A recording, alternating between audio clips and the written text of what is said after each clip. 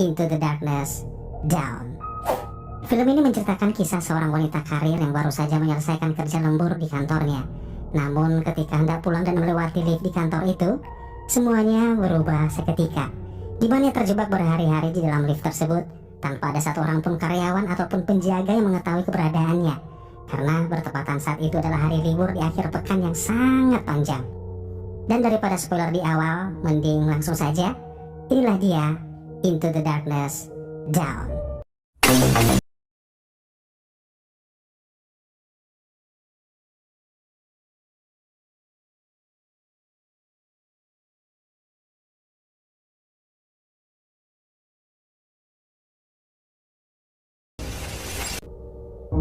Suatu malam di sebuah ruangan perkantoran, ada seorang wanita bernama Jennifer yang masih bekerja lembur hingga larut malam. Tampaknya Jennifer karyawan terakhir yang tersisa di dalam kantor itu. Sementara karyawan yang lain sudah terlebih dahulu pulang untuk mempersiapkan hari libur Valentine, mengingat 3 hari ke depan yaitu hari Jumat, Sabtu, Minggu, dan Senin adalah hari libur yang cukup panjang. Setelah pekerjaannya selesai, Jennifer saat itu tidak segera langsung pulang. Namun dia mengirimkan sebuah pesan email kepada mantan tunangannya yang berada di New York kalau dia berencana akan memesan tiket pesawat dan berangkat malam itu juga ke New York untuk bertemu sang mantan, dengan harapan mereka masih bisa memperbaiki kembali hubungan mereka yang sempat terputus. Setelah mengirim email, Jennifer yang tidak ingin ketinggalan penerbangannya, ia lalu buru-buru keluar dan mengambil beberapa permen di atas meja. Sementara itu di lokasi yang sama, tepatnya di toilet, ada seorang pria bernama Guy yang juga karyawan di kantor itu.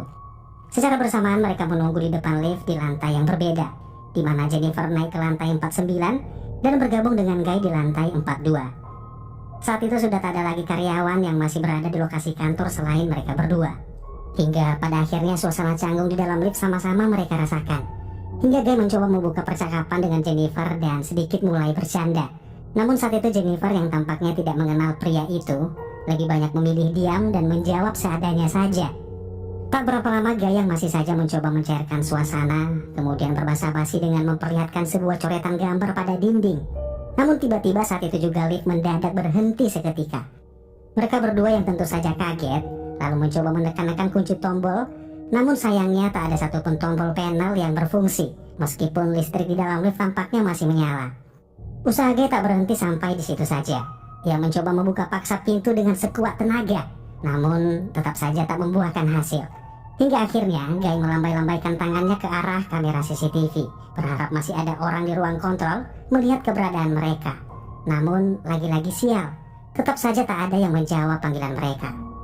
Hingga pada akhirnya keadaan semakin buruk ketika mereka mencoba menggunakan ponsel, namun sinyalnya di luar jangkauan. Hal itu terjadi karena lokasi mereka berada 4 lantai di bawah tanah. Jennifer yang bingung secara spontan bertanya pada Guy dengan mengatakan kenapa tidak ada satu orang pun petugas keamanan gedung yang bertugas malam itu. Dia khawatir akan ketinggalan pesawat kalau ia tak dapat keluar secepat mungkin dari lift tersebut. 15 menit kemudian, Guy kembali mencoba berinisiatif berteriak-teriak ke arah pintu dan sesekali menggedor-gedor pintu lift itu. Namun tetap saja tak ada yang bisa mendengar panggilannya. Lalu Guy kembali mendapatkan akal, di mana dia berpikir bisa saja di atas lift mungkin ada pintu darurat untuk keluar dari dalam lift itu. Namun karena langit-langit dinding tersebut cukup tinggi, Guy lalu meminta Jennifer untuk naik ke atas pundaknya. Jennifer yang awalnya sedikit canggung, namun dengan terpaksa naik ke atas pundak Guy untuk menggapai sisi bagian atas langit-langit. Namun ketika Jennifer mulai meraba-raba sisi bagian atas, tanpa sengaja ia memukul cukup keras lempengan besi itu hingga membuat tangannya terluka. Dengan terpaksa Guy menurunkan Jennifer dan berpikir idenya itu nggak bisa lagi dilanjutkan. Setelah beberapa jam telah berlalu, Jennifer mulai pesimis dan merasa sudah terlambat untuk mengejar penerbangannya malam itu. Guy pun yang merasa kasihan, lalu mencoba menghibur dengan memberikan candaan, berharap Jennifer dapat terhibur. Jennifer yang mulai melihat usaha dan perhatian ekstra yang diberikan Guy padanya, pada akhirnya mencoba membuka diri dan berkenalan dengan Guy saat itu juga. 4 jam telah berlalu, hingga suatu saat Jennifer merasakan hasrat ingin buang air kecil saat itu. Namun karena Jennifer malu untuk buang air di depan Guy, akhirnya dia berusaha mati-matian hanya untuk menahan rasa kebelet pada perutnya. Guy yang tahu Jennifer sedang kebelet buang air tapi malu, kemudian menyuruh Jennifer untuk melakukannya di sudut ruangan sambil menutupnya dengan jaketnya. Namun tetap saja Jennifer tak mau melakukannya. Jennifer tak ingin lift itu kotor karena air pipisnya. Guy yang tak kehabisan akal lalu memberikan botol termos airnya untuk digunakan Jennifer untuk menampung pipisnya itu. Sementara Guy berjanji untuk berbalik badan dan juga menutup kedua matanya, sehingga Jennifer bisa bebas melakukan itu. Dan yap, Jennifer mengambil botol itu, kemudian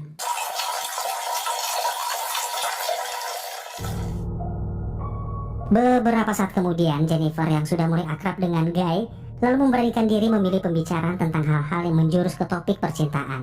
Jennifer mengatakan kepada Guy dengan bertanya, di manakah tempat paling kotor yang pernah Guy lakukan selama hidupnya. Namun Guy yang terlihat malu untuk mengatakannya, lalu meminta Jennifer untuk terlebih dahulu yang bercerita.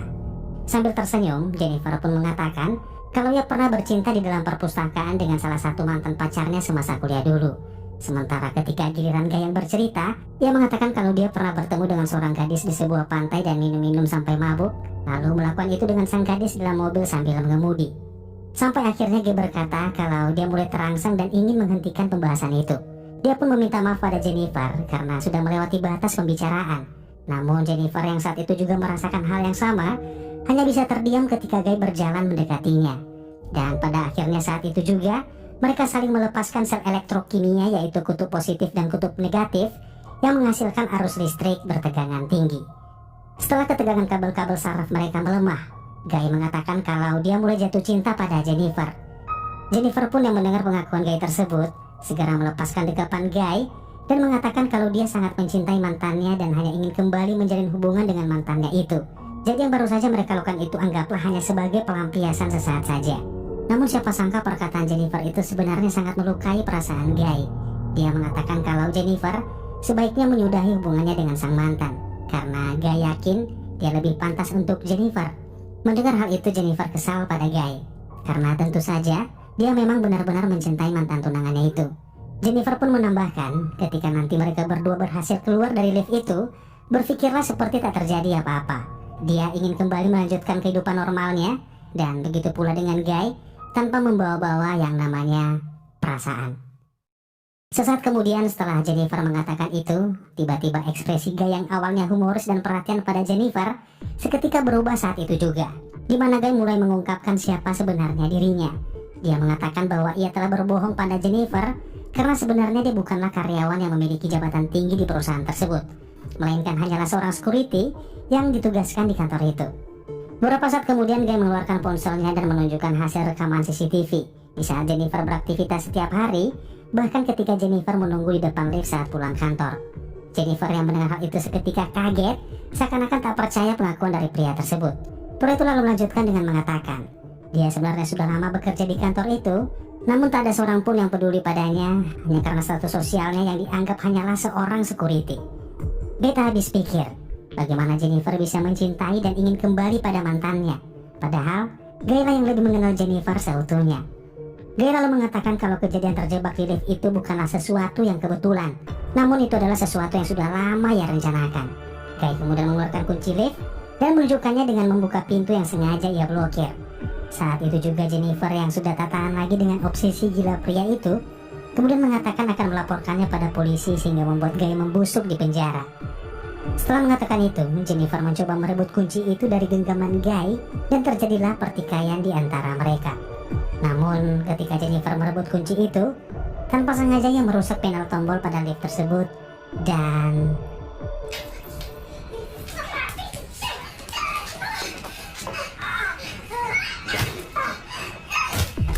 Guy yang kini terkapar berlumuran darah di lantai, seketika membuat Jennifer ketakutan setengah mati. Dia berpikir kalau Guy telah tewas saat itu juga. Dia mendekatinya dan mencoba memeriksa kondisi Guy. Namun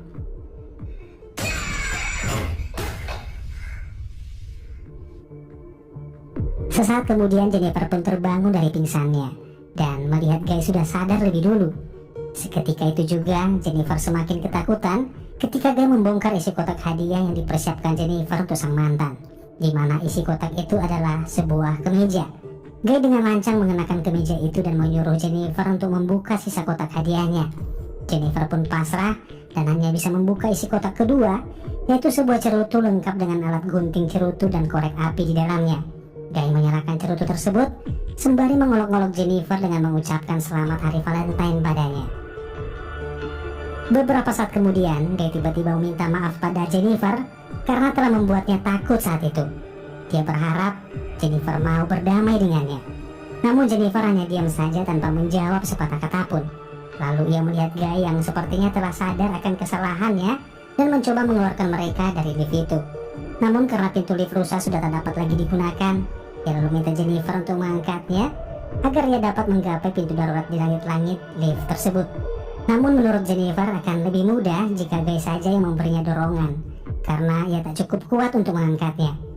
Lalu Jennifer naik ke pundak Guy dan berhasil keluar dari lift itu. Setelah itu Guy lalu memberitahu pada Jennifer di mana posisi tangga dan letak pintu keluar darurat itu berada. Setelah mengetahui denah pintu keluar, Jennifer kemudian mengarahkan jari tengahnya pada Guy, seakan-akan mengolok-olok Guy yang telah tertipu, dan seketika membuatnya sangat marah dan kesal akan kebodohannya itu. Ia lalu mengikat dua potong pakaian menjadi satu, kemudian dia lemparkan ke lubang pintu langit-langit tersebut. Dan ia pun berhasil naik mengejar Jennifer yang masih berusaha bergerak menuju pintu darurat.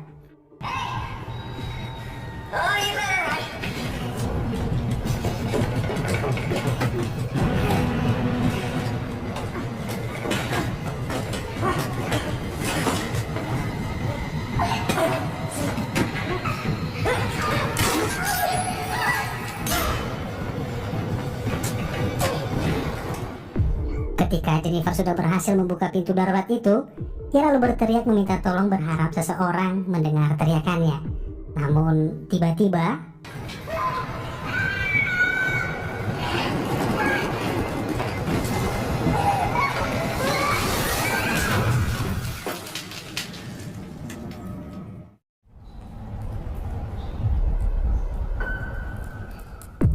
ketika Jennifer tersadar lebih dulu, ia melihat sprinkler atau detektor pendeteksi asap dan menyalakan api pada cerutu, bertujuan untuk menyalakan alarm otomatis ketika sprinkler tersebut berhasil mendeteksi asap. Namun sayang, usahanya itu tak berhasil karena asap yang dihasilkan oleh cerutu tidak terlalu banyak. Jennifer pun lalu mencoba membakar kertas untuk menghasilkan asap yang lebih banyak lagi. Namun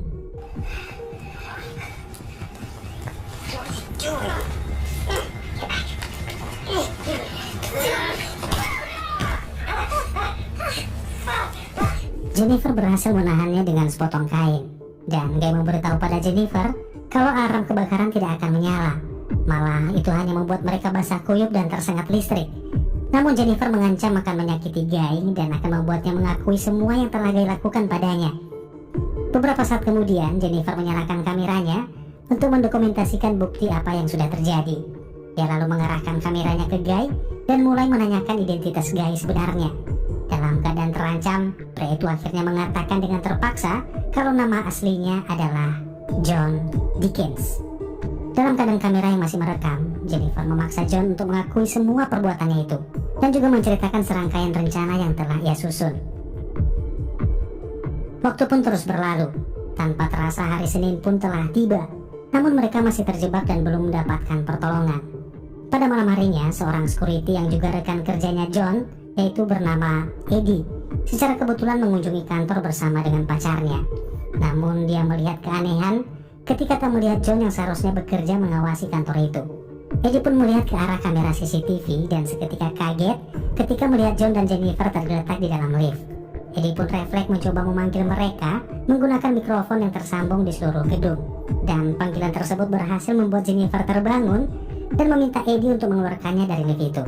Tak perlu menunggu waktu lama, Eddie langsung beranjak menuju lift tersebut, meninggalkan pacarnya yang sedang tertidur di sofa. Ketika sudah berada di luar lift, Eddie mencoba membuka pintu lift itu secara paksa dengan mencongkelnya menggunakan sebuah linggis. Sementara Jennifer yang sudah tak sabar ingin keluar, kemudian mencoba mendongakkan kepalanya keluar pintu. Namun Eddie menyuruhnya kembali masuk ke dalam agar dia bisa membuka pintu itu sepenuhnya. Namun tiba-tiba John menjatuhkan Jennifer tanpa dilihat oleh Eddie saat itu. Lalu John berteriak memanggil Eddie untuk menolongnya. Eddie pun yang tak mengerti apa yang sebenarnya sedang terjadi, dengan polosnya naik ke atas dan mencoba menolong rekannya itu. Dan tiba-tiba, Hello? Are you okay? Hi, Eddie. What the hell happened, man? How long have you been stuck in there?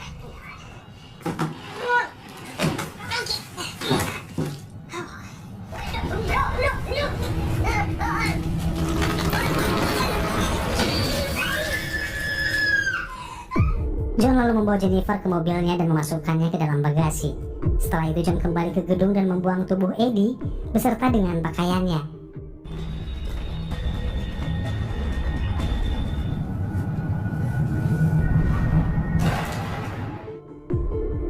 Setelah menghilangkan jejak Eddie, ia kemudian membersihkan dirinya, mengenakan seragam dan memasukkan cerutu ke dalam sakunya.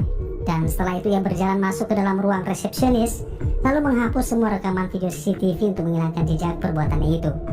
Namun ketika hendak keluar, John melihat pacarnya Eddie yang sudah terbangun. Lalu John juga membunuhnya dan membuang ke lubang lift yang sama bersama dengan jasad Eddie.